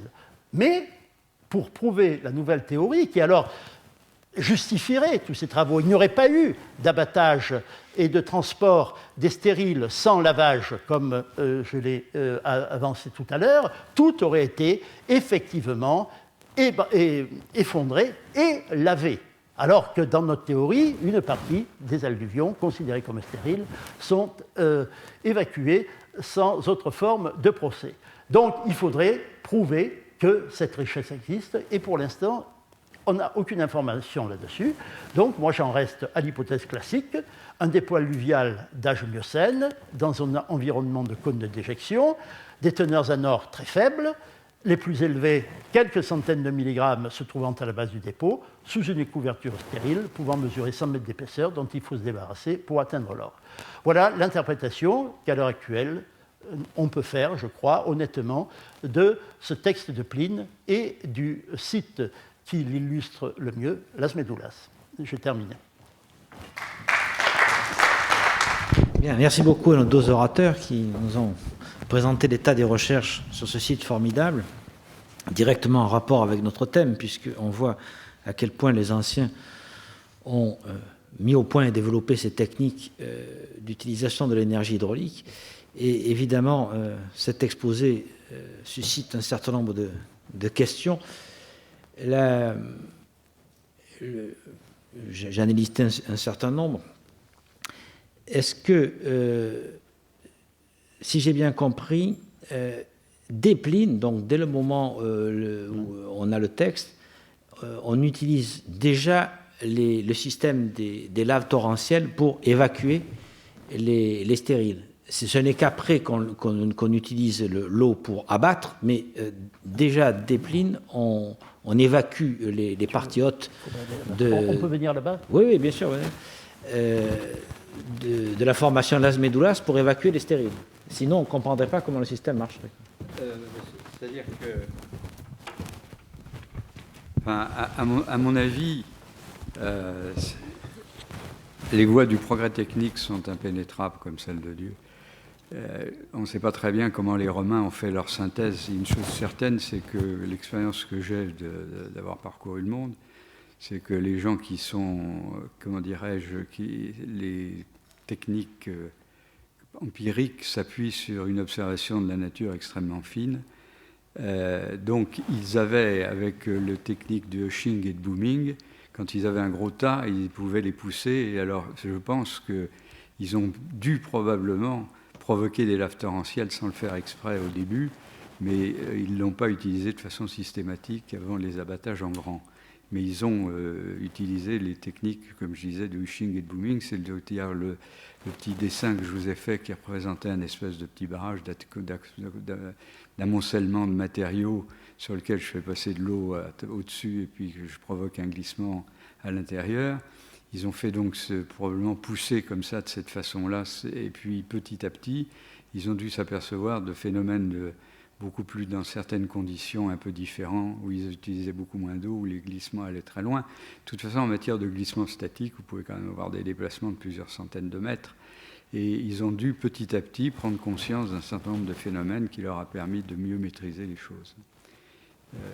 parce qu'on peut très bien laver.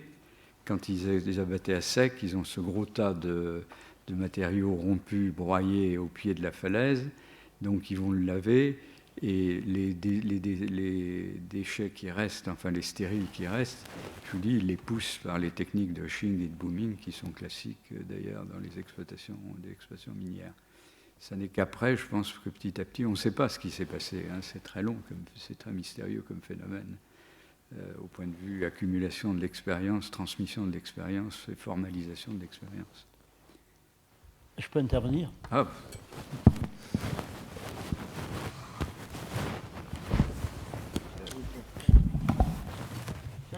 Non, je l'ai pas. Ah si, c'est moi qui l'ai. Pardon. Oui. Bon, le problème, le texte de Pline n'est pas d'une clarté toujours évidente. Hein. L'ambiguïté poétique dans certains cas, et qui provient de sa méthode d'exposition, n'est pas toujours très claire. Bon, il dit clairement que les aqueducs, le réseau d'aqueducs, le réseau d'aqueducs est nécessaire pour laver cette ruine, c'est-à-dire les résultats de l'abattage, les déchets. D'un autre côté, cette eau sert aussi pour laver les niveaux aurifères. Alors là, je différerai peut-être du point de vue de Jean-Louis Borde. À l'époque de Pline, lorsque Pline visite le site, hein, on voit, il y a les directeurs de la mine avec lui, son esclave et les tablettes, il chemine, il arrive, on lui montre les montes, n'est-ce pas? Mais l'exploitation est déjà commencée.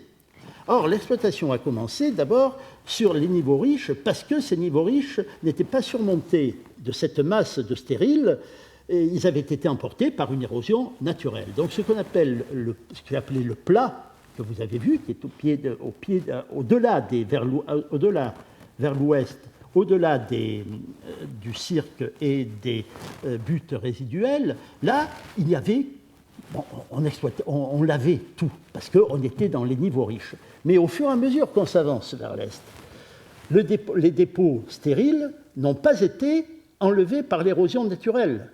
Ils existent. Et plus on s'avance vers l'est, plus l'épaisseur de ces dépôts va augmenter. Et je pense que Pline, lorsqu'il a visité le site de Las Médulas, c'est à ce moment-là, c'est le moment où il y a des dépôts déjà de 50, 60, 80 mètres stériles, qu'il a vu le site. Alors là, je crois qu'il y a cet abattage par sous-cavage, mais il y en a une partie qui doit être emportée immédiatement par la lave torrentielle, par ce phénomène-là, je crois.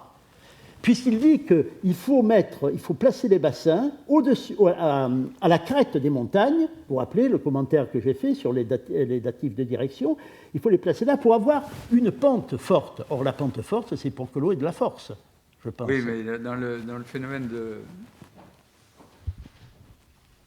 dans le phénomène de lave torrentielle, l'eau joue un rôle tout à fait mineur, puisqu'il y en a très peu, justement. C'est ça qui est extraordinaire, c'est que l'économie est maximale, c'est un matériau qu'on sature, et puis il faut que les conditions du matériau, elles sont réunies par sa nature même, ça c'est une première chose, et que les pentes, il y a le problème de mise en mouvement.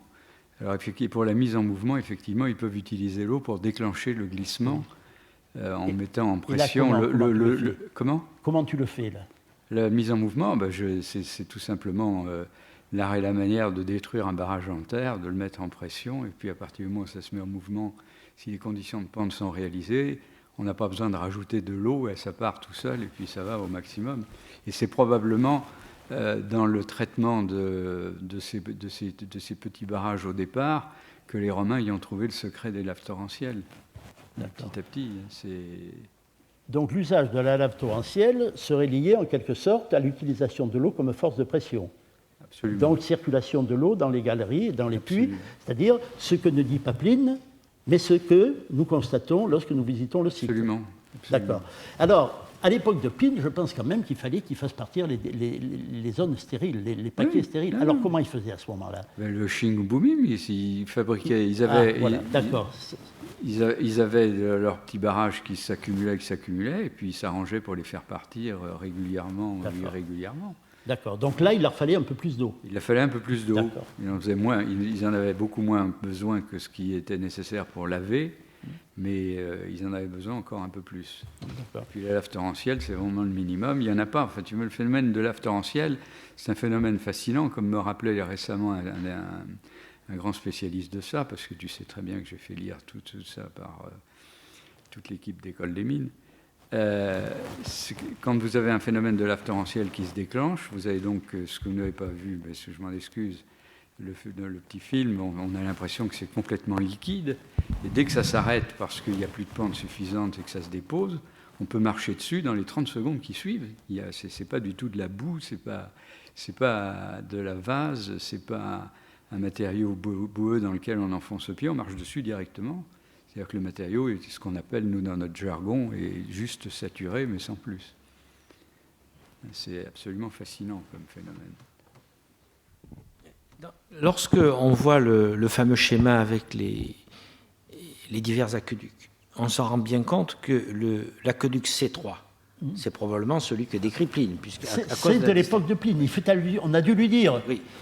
Donc, ça veut dire qu'à cette époque-là, on a fait déjà de très grands travaux pour amener de grandes quantités d'eau. Donc, ça permet de fixer l'endroit où était l'exploitation à ce moment-là. Pas sûr, non. Pas exactement. Parce qu'on a pu stocker, et il y a effectivement un endroit, il y a les restes d'un énorme bassin, c'est à 1000 mètres d'altitude à peu près. Le bas du cirque est à 900, je crois, 850, 900. Il y a un très grand bassin d'où sont partis, on en voit les traces, ce que Pline appelle des émissariats. C'est-à-dire des ouvertures, il y avait des ouvertures et des canaux qui conduisaient l'eau à l'endroit où on en avait besoin. Donc, il n'est pas sûr que ce canal soit de la fin de l'exploitation. Est-ce que tu comprends ce que je veux dire? Non. Je vais ajouter tout de suite un élément. Il me semble, comme comment dirais-je, l'aspect extrêmement efficace des Romains est bien connu, enfin si je vous en crois, qu'ils aient pris leurs précautions et qu'ils soient arrivés à un point plus haut que c'était nécessaire. Enfin, moi, c'est ce que j'aurais fait. Arriver 50 mètres au-dessus du point d'exploitation nécessaire pour avoir ce qu'il faut. De même que j'avais vérifié que les quantités d'eau, compte tenu des bassins versants qui correspondaient aux prises des différents canaux, permettait d'avoir l'eau qui était nécessaire, en particulier pour les conditions de lavage, compte tenu d'une production annuelle d'œufs, etc. Enfin, j'avais fait des calculs grossiers, mais suffisamment, comment dirais-je, exacts pour étayer montrer une fois de plus la parfaite adéquation entre le système d'alimentation et la nécessité qu'il en était. Ça a éclairé ta lanterne ? Oui, non, on comprend mieux, effectivement. Et alors, je voudrais revenir un peu sur ta conclusion quand tu dis que donc, tout ça pour 5 tonnes d'or. Comment on obtient ce chiffre? Et c'est simplement un calcul de la masse et des teneurs. Des teneurs et de la masse supposée enlevée, qui quand même repose sur des évaluations solides. 90 millions de mètres cubes, je crois. Une remarque, une fois de plus, où la technique est venue au service de l'archéologie. La masse de 90 millions de mètres cubes a été mesurée par système de résonance électrique. Enfin, c'est du travail extrêmement sérieux. C'est une enquête extrêmement minutieuse, donc c'est 90 millions, à 10% près. Mais tu sais, enfin, l'hypothèse, c'est que l'or est stocké dans les niveaux inférieurs. C'est là qu'il y a le plus d'or. Donc, en tenant compte de ces teneurs, de la masse qui a été remuée, on arrive à je ne sais pas où est mon micro. Je l'ai caché sous ma veste, donc évidemment, il ne peut pas l'entendre. Là, on entend là? Non, pas plus. Si vous entendez. Oui, je ne me rappelle plus ce que j'étais en train de dire. À propos de la masse de la teneur. C'est à partir de toutes les observations, de toutes les études et les analyses qui ont été faites. Et de la masse donc, qui a été exploitée à la Smedoulas, et compte tenu de l'épaisseur des niveaux riches et de leur teneur. Donc on arrive à cette... Moi, ce n'est pas moi qui l'ai fait le calcul, sont les géologues. Est-ce qu'on ne peut pas imaginer que dans les parties qui ont été justement exploitées, la teneur en or était plus élevée et qu'il se soit arrêté, que l'exploitation justement s'arrête parce qu'on se rend compte que la teneur baisse et à ce moment-là, c'est plus rentable.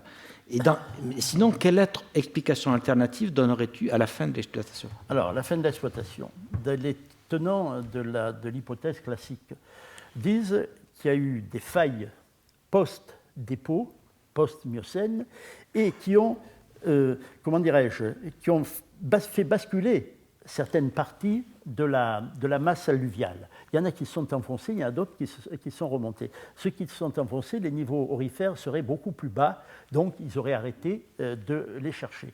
Et ce qui montre que c'est à cause des difficultés d'exploiter ces niveaux profonds que ça a été abandonné, c'est que sur le flanc du ruisseau Cabrera, qui est au sud, là où la plupart des captages d'eau ont été faits, a été exploité un gisement aurifère souterrain, dont l'exploitation a tranché tous les aqueducs qui transportaient de l'eau à Las Médulas. Ça veut dire que, à partir du moment où cette exploitation s'est développée vers le haut, même les aqueducs les plus élevés, du niveau le plus élevé, n'ont plus alimenté Las Médulas. Ça a été terminé. Ils ont abandonné Las Médulas, où il y avait des dépôts alluviaux port à nord, pour un gisement qui était un gisement filonien.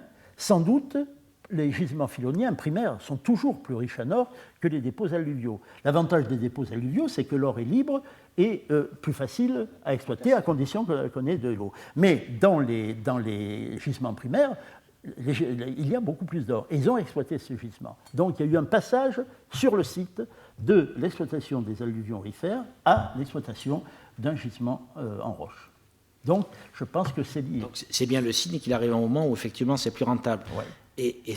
Mais est-ce que, si on retourne à l'hypothèse, est-ce qu'il n'y avait pas justement une partie du gisement au début qui était beaucoup plus riche en or, qui aurait expliqué justement cet investissement considérable? Les géologues ne le pensent pas. Les géologues pensent que Mais comment on peut ne pas le penser alors que c'est justement ces sédiments ont déjà été enlevés? Parce qu'il en reste quand même.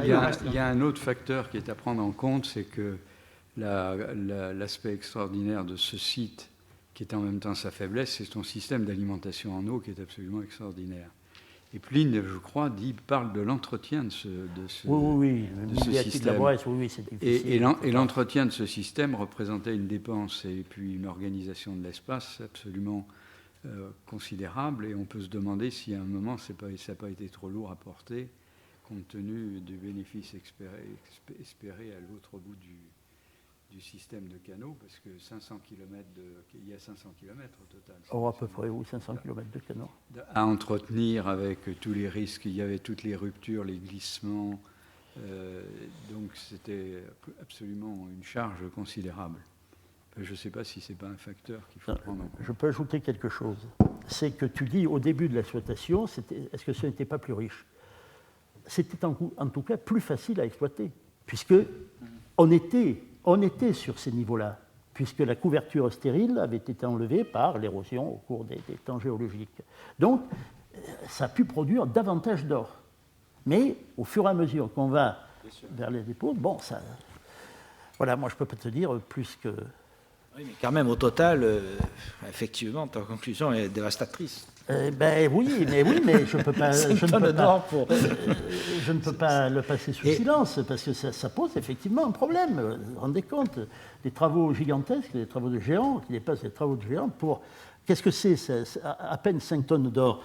C'est un parallélépipède d'un mètre carré, et sur 200 ans, un parallélépipède qui est haut comme ça, hein, pas plus. Ça fait 4900 et quelques kilos d'or. Donc oui, c'est la formule de Pline. Tant de travaux pour si peu de résultats. Alors tu me disais tout à l'heure, oui, mais enfin l'or, c'est effectivement, l'État sont des mines d'État, hein, sont des mines qui appartiennent à l'État. L'État en avait besoin pour ses monnaies d'or, les auréis, sous-olus, etc. Oui, là, on peut faire un exposé d'histoire économique et financière en même temps, mais je n'en suis pas capable. Et justement, qu'est-ce qui se passe après? Parce que donc on cesse l'exploitation de Las Médulas. D'où vient l'or au IVe siècle? Les mines d'Égypte, par exemple, l'expérience que j'en ai montre qu'elles ne sont pas exploitées avant le 5e. Moi, Et donc, c'est-à-dire avant la partition de l'Empire, en pratique. Oui. Donc, ça veut dire qu'il y a quand même d'autres mines qui prennent le relais. Il y a de l'or qui prend le relais. Et lesquelles ça, c'est plus la Dacie. C'est au IVe siècle, on a des textes juridiques qui concernent beaucoup plus la partie orientale de l'Empire que la partie occidentale. Au IIe siècle, il y a eu l'apport des mines de Dacie, d'abord du trésor des rois Daces, et puis de l'exploitation qui est patente, comme on le sait aujourd'hui, après les travaux de Béatrice Corré. Après, je ne sais pas, il y a aussi le